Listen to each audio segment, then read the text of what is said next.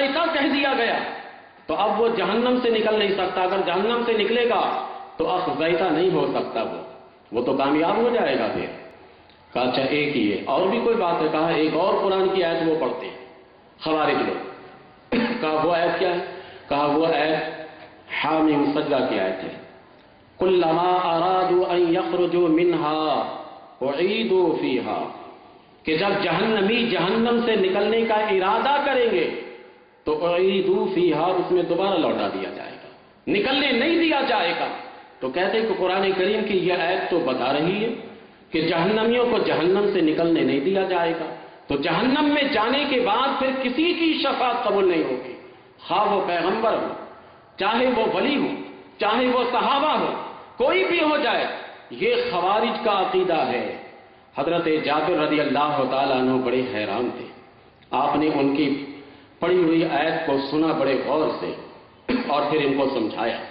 میں یہاں پر ایک بات سمجھاتا ہوں کہ یہ خارجی جس کا تذکرہ ہو رہا ہے یہ اس زمانے میں ختم نہیں ہو گئے, اس زمانے سے یہ تسلسل چلا ہے اور آج بھی ہے. خارجیوں کی بہت ساری علامتیں ہیں. ان علامتوں میں سے ایک علامت یہ ہے کہ خارجی بت والی آیت, مشرکین والی آیت, کافرین والی آیت اٹھا کر مومنوں پر چسپا کریں گے. یہ سچ سچ بات بتائیے, ایسا ہے یا نہیں؟ قرآن میں جو آیتیں بتوں کے بارے میں نازل ہوئی ہے, جو آیتیں مشرکوں کے بارے میں نازل ہوئی ہے, مشرک والی آیت مومن کے لیے پڑھی جاتی ہے, بت والی آیت اولیاء اللہ کے لیے پڑھی جاتی ہے. کتنا ظلم ہے, اور ان کو یہ گمان ہے اور ان کو اپنے آپ پر فخر ہے کہ ہم قرآن پڑھتے ہیں. خارجیوں نے بھی تو قرآن پڑھا ہے, قرآن سے ہی خارجی دلیل دے رہے ہیں. مانیں گے ان کی دلیل کو؟ قرآن کے 2 آیت پیش کر رہا ہے, تو اس طرح ان کو بڑا گمان ہوتا ہے, بڑا فخر ہوتا ہے کہ قرآن سے ہم دلیل دیتے ہیں کہ اولیاء اللہ اپنے قبر سے مکھی تک نہیں ہٹا سکتے. حالانکہ یہ آیت کریمہ جس میں مکھی ہٹانے کا ذکر ہے یہ بت کے لیے, یہ قبر والے سنتے نہیں ہے. حالانکہ یہ آیت کریمہ قبر والوں کے لیے نہیں ہے, بت کے لیے. یہ اللہ کے نیک بندوں کے لیے پڑھتے ہیں, اولیاء اللہ کے لیے پڑھتے ہیں. اور جن آیات میں مشرکین کا تذکرہ آتا ہے ان آیات کو مومنین کے لیے پڑھتے ہیں. یہ کبھی بھی آپ ان کے دھوس میں مت آیا کیجیے. میں فخریہ کہتا رہتا ہوں, اہل سنت والجماعت کا کوئی معمول قرآن و سنت سے ہٹ کر نہیں ہے. جو معمولات اہل سنت والجماعت کے ہیں وہ قرآن و حدیث سے مستفاد ہے, اور جو معمولات قرآن و حدیث میں نہیں ہے وہ اہل سنت کے معمولات بھی نہیں ہے. دلیل کس سے لیجئے گا صاحب؟ ٹیکسی ڈرائیور سے, وہ تو ٹیکسی چلانے کا ماہر ہے. دلیل کس سے لیجئے گا؟ ایک راج مستری سے لیجئے گا. یہ انہیں کو پکڑتے ہیں. وہ بیچارے مزدور سبزی لانے جا رہے ہیں, ان کو راستے میں پکڑ لے. دیکھا کیا بتائے آپ لوگوں کو, آج کل مسلمانوں کے اندر اتنا شرک آ گیا ہے, اتنی بدعت آ گئی ہے, اتنا یہ ہو گیا ہے, اتنا وہ ہو گیا. وہ بیچارے سر پکڑ رہے. وہ سر پکڑنے سے کچھ نہیں ہوتا, دیوار پہ مار تاکہ یہ سر ہی نکل جائے اندر سے, دوبارہ اعتراض ہی قائم نہ کریں گے. یہ کہتے ہیں نا, اعتراض قائم کر کے یہ سوال آپ سے کرتے ہیں اور آپ سے جواب مانگتے ہیں. میں کہتا ہوں کہ یہ آپ کا حق اور آپ کا منصب نہیں ہے. یہ حق علماء دین کا ہے, یہ اہل علم کا حق ہے. آپ سوال کریں, اہل علم سے سوال کریں. قرآن پہ اتنا فخر کرتے ہو, قرآن نے یہ نہیں کہا فَاسْأَلُوا أَهْلَ الذِّكْرِ إِن كُنتُمْ لَا تَعْلَمُونَ؟ تو اہل ذکر سے سوال کیوں نہیں کرتے ہو؟ پھر یہ غیروں سے کیوں سوال کرتے ہو؟ قرآن کے فارمولے سے تم خود ہٹ رہے ہو اور کہتے کہ سنی نہیں کرتا قرآن پر عمل. سنی تو قرآن پہ عمل کر رہا ہے. دلیل لینا ہے تو سنی عالم سے رابطہ کیجئے, وہ آپ کو دلیل دیں گے. دلائل قائم کرنے کی بات آتی عام آدمی سے نہیں. یہ عام آدمی ہمارے کہنے پر کرتے ہیں اور ان کو اعتماد ہے کہ ہمارے علماء ہمیں حق اور سچ بتاتے ہیں. تکبیر! نعرہ رسالت! نعرہ رسالت! علماء اہل سنت! حضور ممتاز الملت!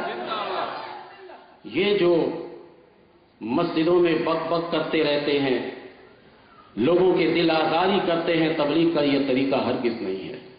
یہ بھولے بیٹھے ہیں کہ اقصی مسجد میں دلائل نہیں دیے جاتا ہے فاتحہ پر؟ یہ بھولے بیٹھے ہیں کہ اقصی مسجد میں قیام میلاد پر دلیل نہیں دی جاتی؟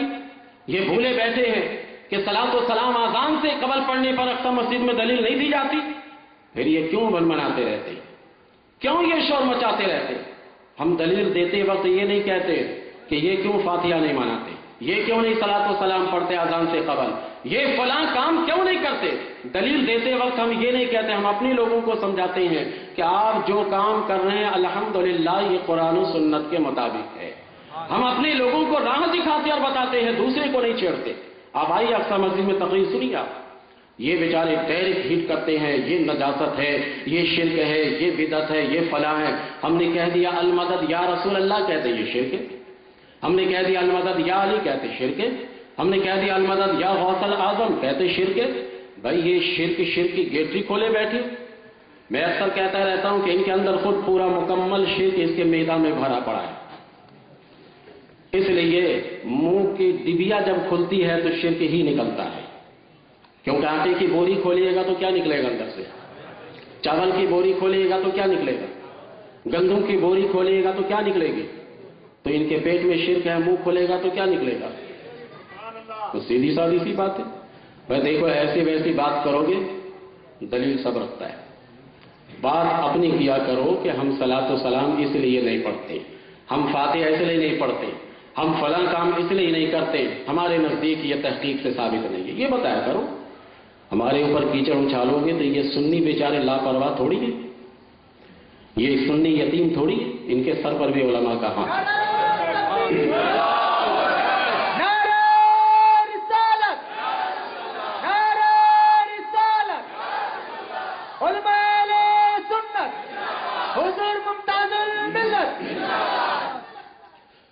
تو بہر کیا ہے، جو تنبیہ مجھے کرنی ہے تو آپ سمجھ گئے۔ خوارج کی طرح آیت کریمہ جو بتوں والی آیت ہے اٹھا کر مسلمانوں پر چسپا نہ کرو۔ حضرت جابر رضی اللہ تعالیٰ عنہ نے ان کو سمجھایا کہ اب اگر جانا ہونا تو ان خوارجیوں سے، بے وقوفوں سے جا کر بتانا۔ یار یہ میں رہتا تو ہوں آپ کے محلے میں، لیکن یہاں پر بیٹھ کے مجھے لگ رہا کہ یہ میرا محلہ نہیں ہے، کیونکہ میرے محلے میں کافی سلجھے ہوئے لوگ ہیں، اور دوسرے لوگ جو آتے ہیں وہ ہمیں بتاتے رہتے ہیں کہ آپ کے علاقے کے جو نظم و ضبط ہے، یہ ہے وہ کافی بہتر ہے، تو آپ کم سے کم ہمارے علاقے کا خیال کیجئے۔ میں اپنے علاقے میں بیٹھ کے تقریر کر رہا ہوں، جی ادھر ادھر کا سلسلہ بند کیجئے آپ اور بیٹھ کر اطمینان سے سنیے۔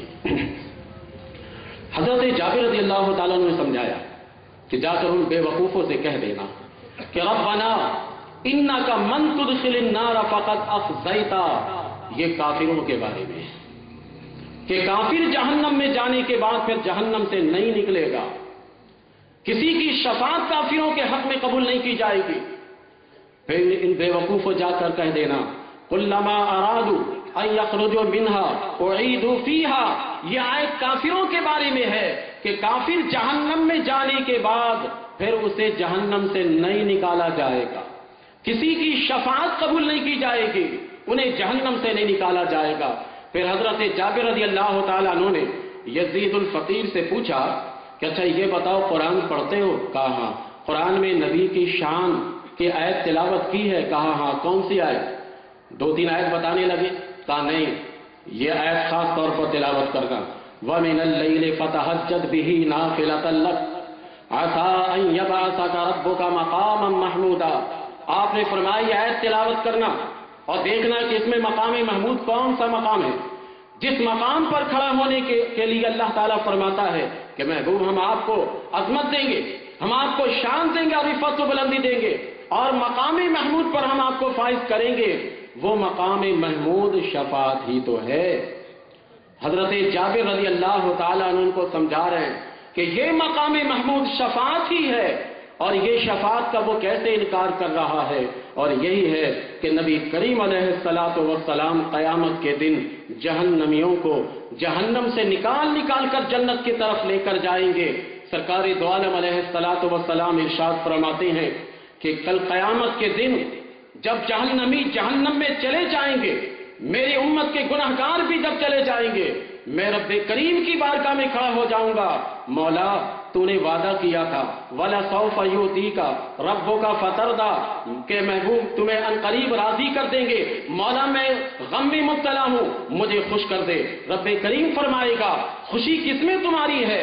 میرے نبی صلی اللہ علیہ وسلم فرمائیں گے مولا میری امت کے گناہگار جہنم کی آگ میں جل رہے ہیں، میری امت کے گناہگار جہنم میں بلبلا رہے ہیں، یہ کسی شفاعت کے طلبگار ہیں، مولا تو ہمیں شفاعت کی اذن دے دے۔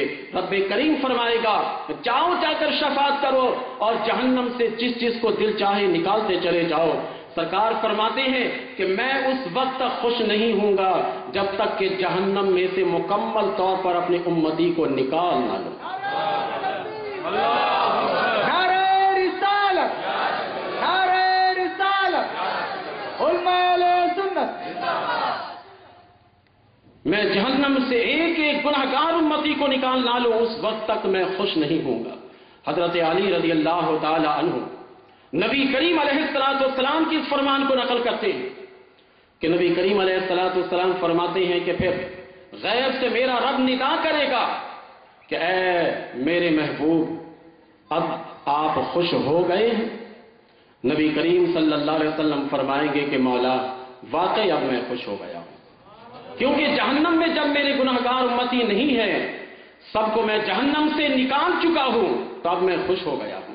حضرت علی رضی اللہ تعالیٰ عنہ کہتے ہیں کہ نبی کریم علیہ السلام جہنم سے ایک ایک جہنمی کو نکالتے جائیں گے، جنت کی راہ دکھاتے جائیں گے۔